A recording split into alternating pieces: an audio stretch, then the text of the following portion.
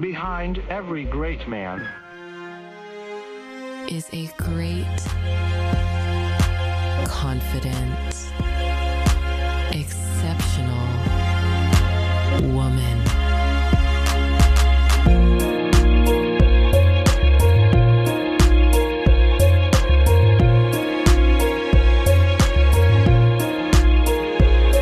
Hi, and welcome to Behind Every Great Man. I am Jessica, your host. Behind every great man is a great woman who knows what she's really asking for. Today, I want to talk about something that might feel a little uncomfortable: nagging. Even saying the word makes you tense up a little bit because none of us want to be that woman. But let's define it honestly. Nagging is constantly pressuring or reminding someone to do something. Did you take out the trash like I asked you to? Why didn't you clean the garage? I've asked you 10 times to hang that shelf. How many times do I need to ask you to email the contractor? Most of us don't wake up trying to nag. That's not the plan for the day. We're trying to hold down our lives. As wives, as mothers, as women managing homes, we are managing almost everything inside the home. There are countless moving pieces: schedules, appointments, emails, groceries, laundry, RSVPs, bills, sports signups, the mental checklist that never fully shuts off. And you can handle most of it. You do handle most of it. But there are moments when you can't. And in those moments, you want your partner to show up. You need your partner. So you ask. Sometimes he handles it, sometimes he doesn't. So you ask again. If it still isn't done, you ask again and again. And at some point, now what started as a request slowly turns into repetition, and repetition of this request now turns into nagging. And this is where it gets tough, because from your perspective, you're not trying to control him. You're just asking for help. You're asking your partner to show up. And when it doesn't happen, it's frustrating, sometimes even hurtful, because it's not about the trash or the garage or the shelf or sending the email. It is, but it's not. Underneath the request is something deeper. It's wanting to feel like I have a partner. It's wanting to feel like we are in this together. It's wanting to feel like I'm not alone carrying the weight of all of this. Nagging is rarely about the thing. It's about the meaning that's attached to the thing. Like in the examples I just said, the trash, that represents shared responsibility. The email, that represents follow through. Hanging the shelf, that represents caring for what matters to you. Sometimes what's underneath is simply, if I'm being honest, I'm overwhelmed. I want to feel you are in this with me. I need you. Nagging often isn't control. It's nervous system dysregulation. There's real psychology behind this. I've been looking into it. Research on emotional regulation in marriage shows that when one partner feels unheard or dismissed, the body actually shifts into a mild threat response. Your heart rate goes up. This intensity kicks in. We become more persistent. We don't want to fight, but our nervous system is trying to restore stability. Marriage researchers have found that conflict is rarely about the surface issue. It's about meaning, like we were talking about. One study showed that over 2/3 of recurring arguments in marriage are about underlying needs not being met. Things like respect, partnership, and feeling valued. So when a woman repeats herself, she's often not asking about the task. She's asking, do I matter? Does what I say carry weight for you? Am I seen? Am I heard? Will you show up when it's inconvenient? That hits different. Now, this doesn't mean we shouldn't bring things to our husband. Of course we should, but it does mean we have to look at how we're bringing them, because our tone matters, our energy matters, Nagging happens when we slip into mom mode, mom energy, instead of relational energy, partner energy. And I say that with love because it's so easy to stay in mom mode. And I'm going to do a whole other episode on that because that needs a full episode by itself. It's not easy to switch gears from mom mode to partner mode, but there's a difference. Mom energy sounds like, why didn't you do this?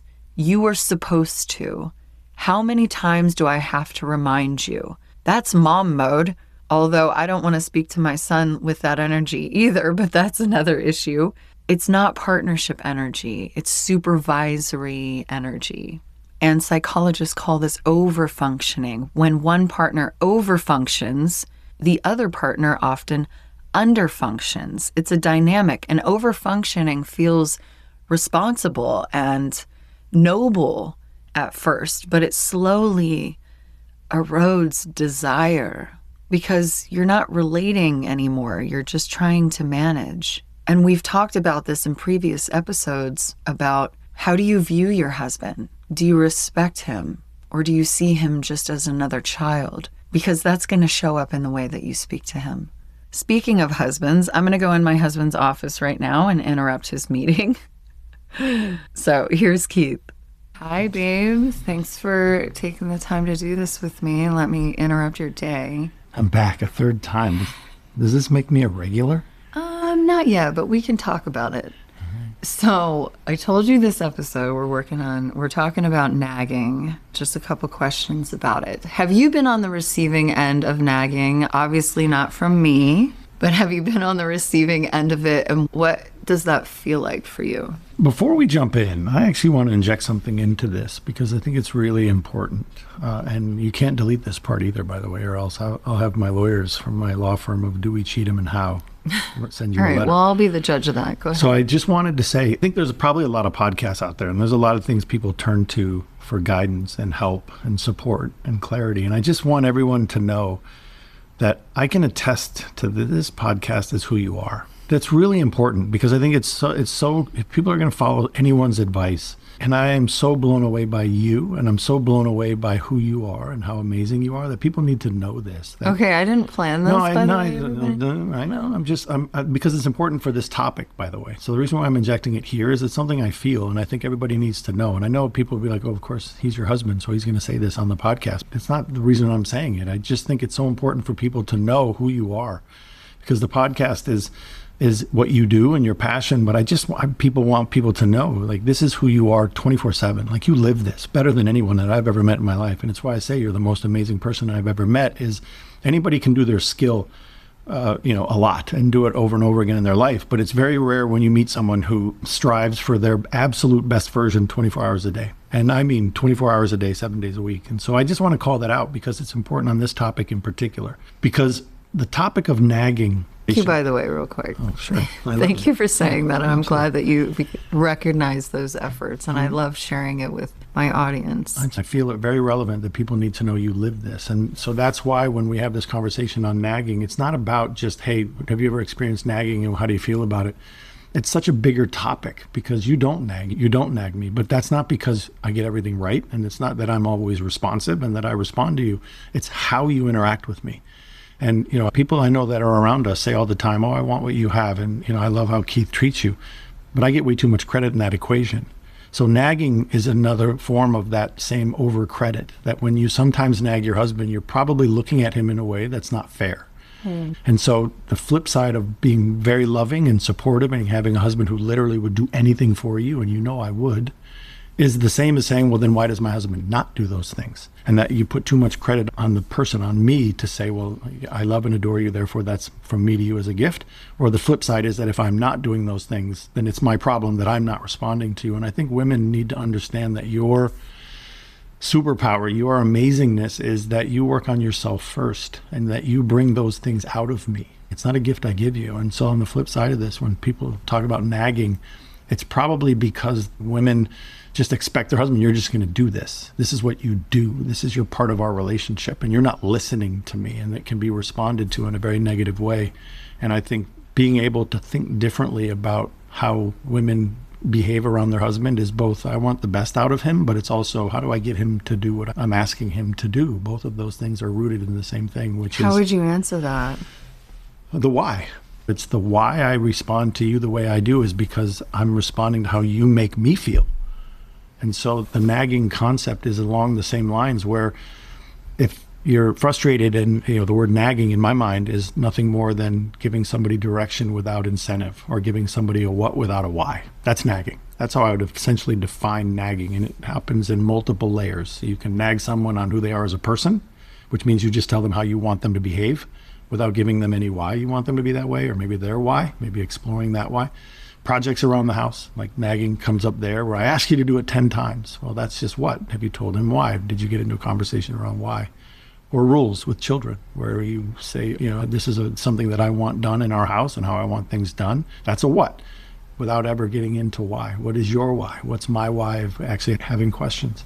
And so I think it's all about what and why that prevents people from nagging. Nagging is just what without a why. I love that explanation, and I do try to do that with you. There was a real life example that I wanted to share. Our son, we allow him to have screen time. He's 3 years old. So when we're cooking or doing something, we allow him to be on an iPad. I don't want our son to have free reign on YouTube. He's watching trains. He's watching Handyman Hal. It doesn't automatically switch from Handyman Hal to go to porn or something like that, but I just don't want him to have just no guardrails. So there's a YouTube Kids. I have asked Keith previously to have our son go on YouTube Kids. I put it on his iPad, and I asked maybe 3 or 4 times. I came into the house a couple weeks ago, and our son was on just the regular YouTube, and he was watching something that was kind of scary, a little gruesome, nothing major, but it was something that I didn't want him to watch. And I got very frustrated. I got upset. I shut the iPad on my son. Of course, he got upset and crying. I went upstairs and I took a shower. If I just addressed in the moment, I would have been upset. I've asked so many times for him to not be on this YouTube. My internal dialogue was, I'm frustrated. I'm very upset about that. But what's underneath this? And I started to dig into it. And what was underneath that was, when I bring this to you, I don't feel heard. I want to feel when something is important to me, that it's important to you. And Keith and I always have this unspoken rule that if you don't think something is important, you don't think something is a big deal, but the other person does, your spouse thinks it's a big deal, then you meet them where they're at. Then it automatically becomes a big deal to you. I expressed that to him, and we had a dialogue about it. I felt understood.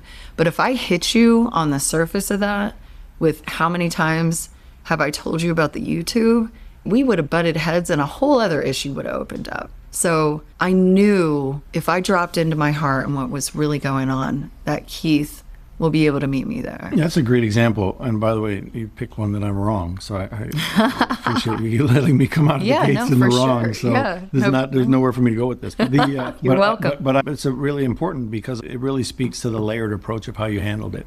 Your thoughtfulness is always the piece that I appreciate. So I'm never on the defensive with you. That's a very important thing that any couple, any woman should, first of all, establish, is that your conversation or your coming to talk to your husband should never immediately put him in the defensive. And if he's immediately put on the defensive, you should look at, well, what have you done to put him in that defensive mode? I'm never defensive with you. I trust you. So the second piece of that is that you came at me with how it made you feel. And again, keeping a very healthy relationship dynamic means you can play that card, because the most important thing is not the rule, and it's not even our son. The most important thing is how I make you feel. That's a priority to me. I never want you to feel bad. I never want you to feel misunderstood. I never want you to feel as if I don't hear you. Again, back to my original point, how you treat me and how I view you is why how you feel matters as the most important thing. And you did bring that to me as this is how it made me feel. Now, what it resulted in was we had a conversation about my lack of understanding kids' YouTube. I didn't know what it was. And we isolated immediately to, why was this recurring? It wasn't that I was ignoring your rule. It was that the things he and I do on YouTube are not on kids' YouTube. And you explained to me, oh, we can add those. That's configurable, right? Those are things you can just drop in. And then that cleared up the problem immediately. So it wasn't that you came in screaming and yelling and demanding, and it wasn't that you immediately said, you're an idiot, you're not listening to me, and you don't care about our son.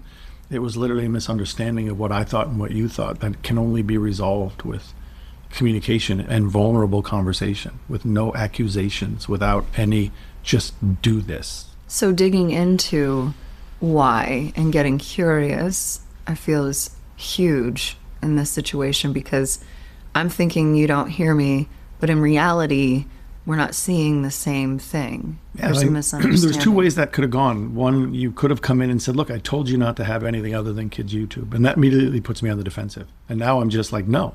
You're And not I have going my to hear reason. anything I have to say no, after that. I have my reason why I'm not going to do that. And then now you've immediately put it into an aggressive posture. I think the other way to go about it is, this is how it made me feel. And then we go, why do you feel that way? And then you expressed, I've asked you many times. And then I was able to, in a very non-threatening, very unconfrontational way, address that you felt this way, but that's not the case. I do listen to you, but, right? The but is the important part. I do listen to you, but this is why it appeared I didn't. And then we got into resolving the issue. I think if nagging is a real thing, and by the way, nagging is usually both sides readily agree it's a problem, right? The husband is probably like, yeah, she nags me all the time. And most of the time the women would say, yeah, I nag him. You know when you're doing it, you know when you're getting it. So it's not as if it's hard to describe. I think it comes back to perception. I always say perception is reality. And anytime you go into those situations, is your first default position that your husband is an idiot. He's lazy. He just doesn't do what I want. He's got his own thing. You know, that's how he is.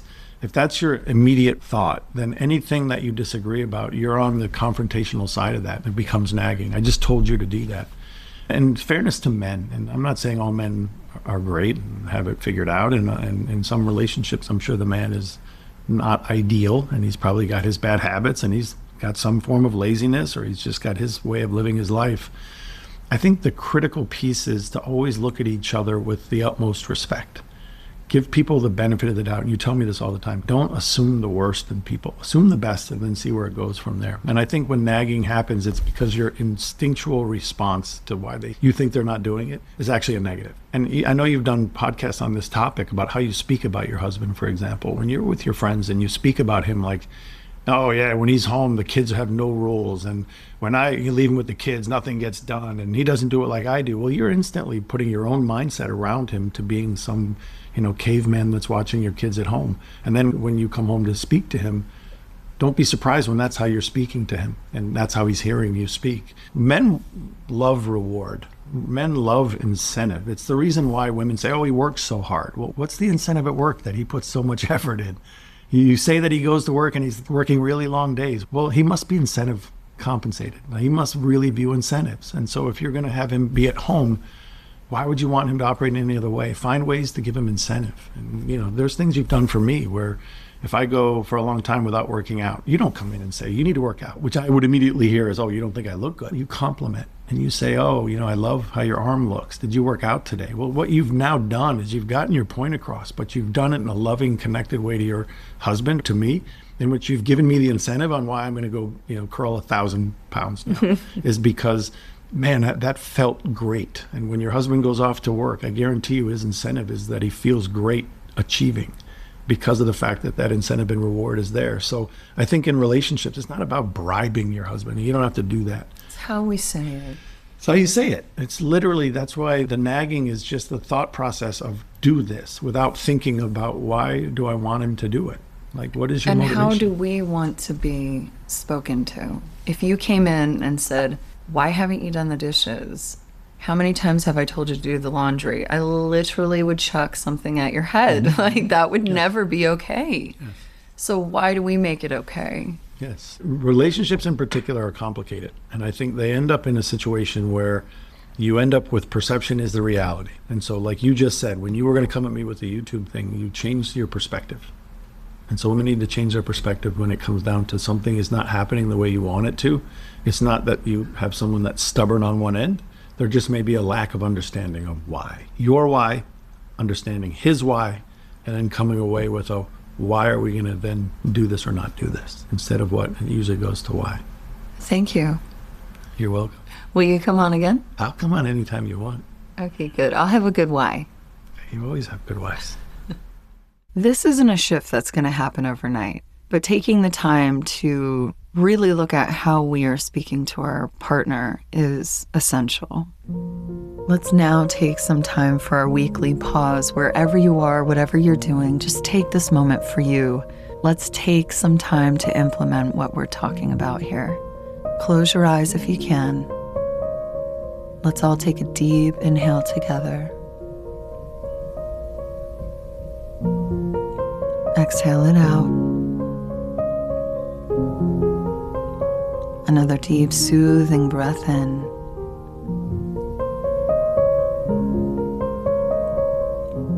And let it out. One more deep breath in. And let it out slowly.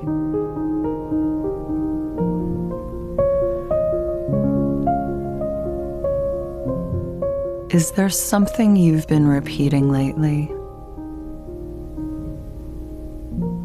Is there something you've been asking for support with, and it hasn't happened yet?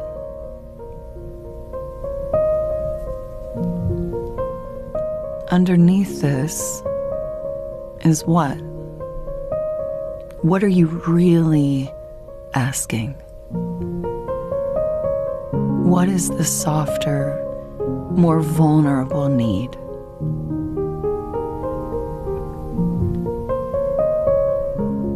Ask yourself, what am I actually needing right now? Is it help? Is it reassurance? Partnership?